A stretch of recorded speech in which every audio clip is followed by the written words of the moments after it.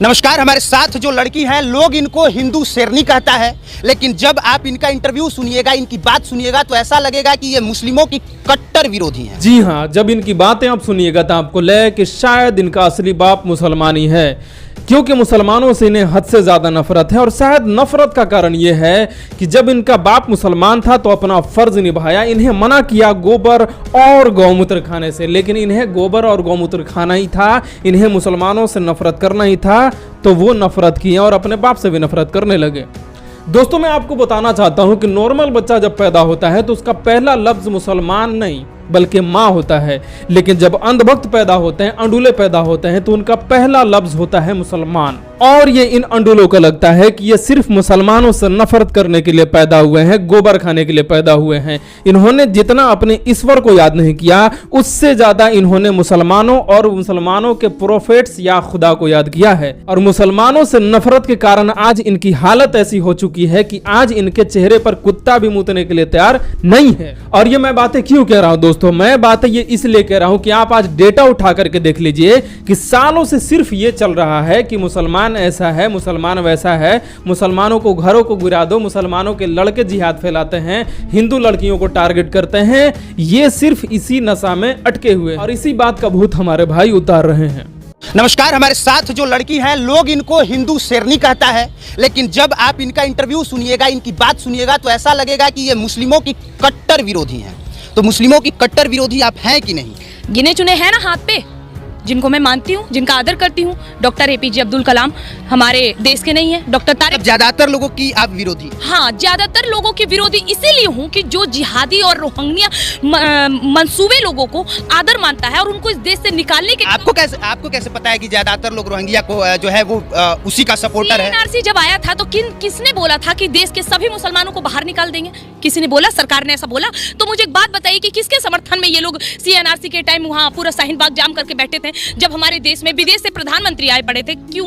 मतलब कि सरकार जो कर रही है, लोग उसका अगर विरोध करेंगे तो वो देश के खिलाफ में? जी नहीं, बिल्कुल भी नहीं। आप विरोध करिए, लेकिन देश की संपत्ति तो मत जलाइए। विरोध करना आपका हक में। यहाँ पे देश का संपत्ति जला? सर नहीं जला, अग्निवीर आया। मनीष कश्यप, अरे अग्निवीर में तो देश के वो नौजवान थे। हम क्यों जलाए? वही तो वो सब देश विरोधी हो गए। तो उसके लिए आपको लगता है कि पूरा मुस्लिम कम्युनिटी ही दोषी हो गया, ज्यादातर लोग दोषी हो गए? मैंने ये कहा? हाँ, आपने कहा ज्यादातर, आपने कहा ज्यादा। समर्थन करने वाले का समर्थन ज्यादातर है तो वो करेंगे। आप कौन होती हैं डिसाइड करने वाले की ज्यादातर लोग समर्थन में है? क्या तुम देख रहे हो भक्तों कि इसके दिमाग में आधा नफरत और आधा गोबर भरा हुआ है। ये डिसाइड कर चुकी है कि तुम्हें हमेशा गुलाम ही बनकर रहना है, कभी राजाओं के, कभी अंग्रेजों के, कभी बाबाओं के और अब नेताओं के। इन सरकारी कीड़ों को लगता है कि नेताओं का तलवे चाटना ही देशभक्ति है, लेकिन हम इनको बता देना चाहते हैं कि मुसलमान कभी भी नेताओं का तलवे नहीं चाटता है। और मैं बहुत ही जिम्मेदारी के साथ कहना चाहता हूँ, सिर्फ इसी वजह से पूरी दुनिया मुसलमानों से डरता है, क्योंकि मुसलमान किसी की गुलामी नहीं करता है और नहीं वो किसी से डरता है।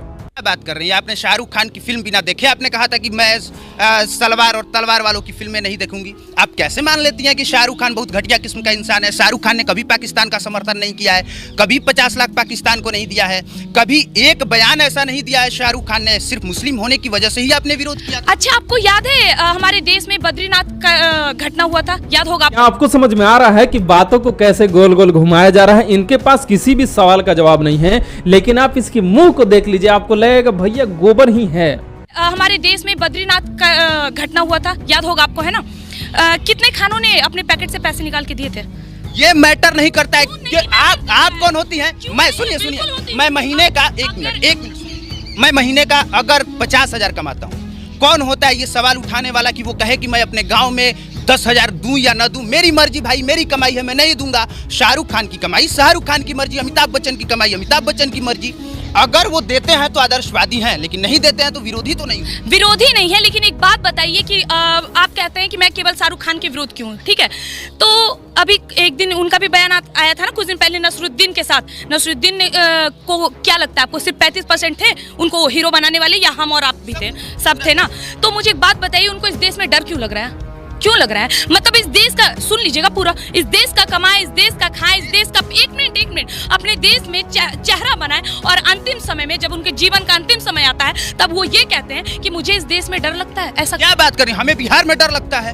क्या बात कर रही हैं? हमें बिहार में डर लगता है, हमें डर लगता है सच बोलने पे, हमें डर लगता है कि अगर हमने ऐसा कुछ बोला तो हमको टांग लिया जाएगा। तो अगर किसी व्यक्ति को किन्हीं कारणों से डर लगा तो वो देश विरोधी हो गया, वो देश विरोधी हो गया। दोस्तों मैं आपको बता देना चाहता हूं कि आप इन्हें भले ही सीरियस ना लें, लेकिन हमारे अंडुले अंधभक्त इन्हें बहुत ही ज्यादा सीरियस लेते हैं। यहां तक इनकी बातों को सीरियस लिया जाता है कि आज इनकी बातों को सुनकर ये जमीनी स्तर पर मुसलमानों को टारगेट कर रहे हैं, किसी गरीब को मार रहे हैं, किसी बुजुर्ग को मार रहे हैं, किसी बहन को, मुसलमान बहन को टारगेट कर रहे हैं। और ये हकीकत है, ये सीमित नहीं है कहानी यहां तक कि ये सिर्फ सोशल मीडिया पर मुसलमान और मुसलमानों से नफरत फैलाते हैं। बात आज ग्राउंड तक पहुंच चुकी है। आप ऐसे लोगों को पहचानें और इस वीडियो के बारे में क्या कहना चाहते हैं कमेंट करें। पार्ट 2 भी आएगा, चैनल को जरूर सब्सक्राइब करें। मिलते हैं नेक्स्ट